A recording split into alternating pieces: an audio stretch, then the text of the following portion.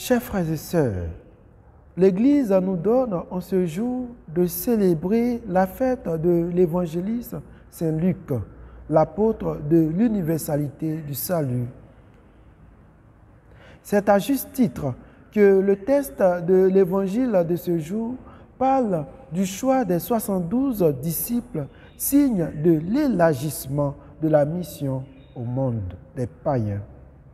En ce temps-là, parmi les disciples, le Seigneur en désigna encore 72 et il les envoya deux par deux en avant de lui en toute ville et localité où lui-même allait se rendre.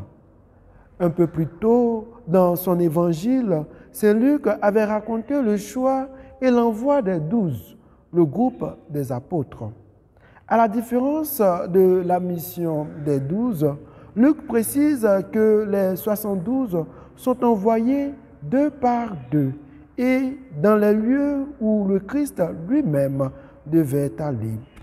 Il y a donc une différence entre le groupe des 12 apôtres et ce groupe des 72 disciples.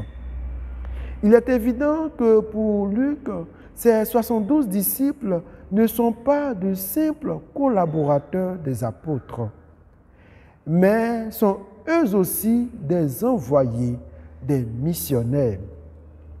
À ses disciples, tout comme aux apôtres, Jésus donne le pouvoir de guérir les malades, de chasser les esprits mauvais.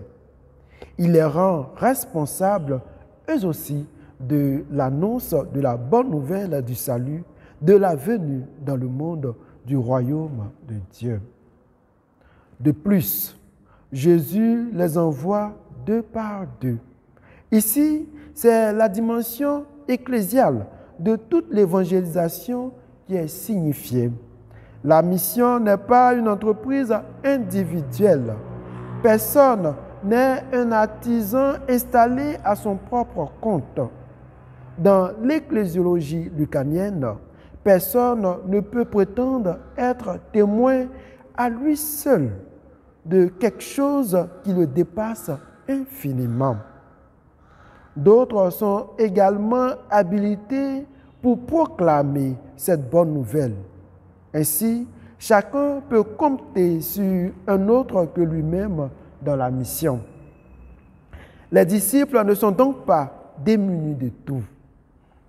En plus du frère qui est une aide constante, les disciples sont appelés à prier le maître de la moisson.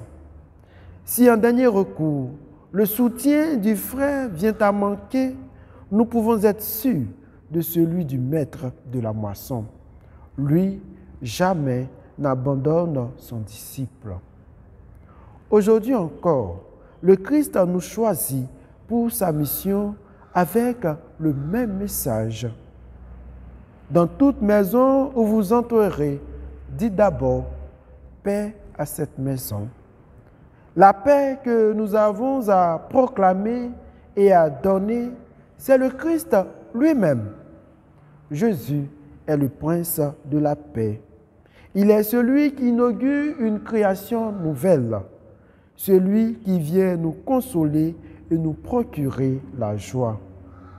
Avec confiance, tournons-nous vers lui et confions-lui toutes nos demandes en faveur de la paix dans le monde, dans nos pays et dans nos cœurs.